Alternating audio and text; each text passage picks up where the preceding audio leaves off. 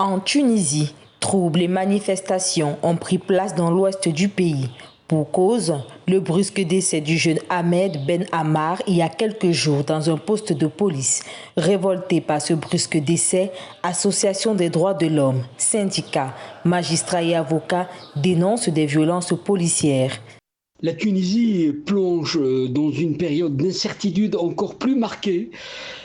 Aujourd'hui, ce à quoi on assiste, cette méthode policière de répression, en traquant les manifestations et en faisant véritablement des excès, cela montre la volonté de pouvoir donner de leçons et stopper toute manifestation pouvant entrer le trouble public, entre guillemets. C'est à coups de slogans anti-police que des groupes de contestataires dispersés dans l'ouest de Tunis expriment leur colère pour une mort qu'ils qualifient de suspecte. De plus, les violences commises le lendemain du décès de Ahmed Ben Ammar par un policier en civil sur un adolescent viennent raviver les tensions déjà présentes, des abus qui se multiplient, mettant aux prises les autorités et les manifestants.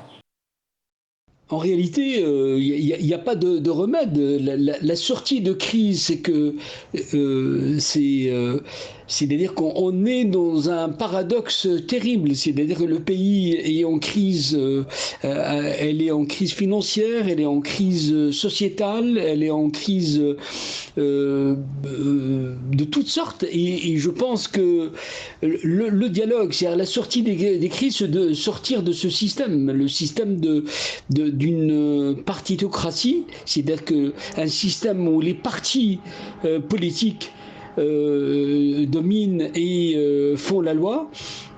Certes, c'est nécessaire, mais en tout cas, le choix qui a été fait de ce régime semi-parlementaire est un élément catastrophique pour la Tunisie.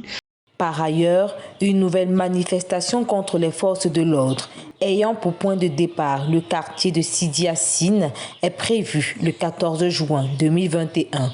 Pour l'heure, une enquête judiciaire a été ouverte sur les circonstances de la mort d'Ahmed Ben Ammar.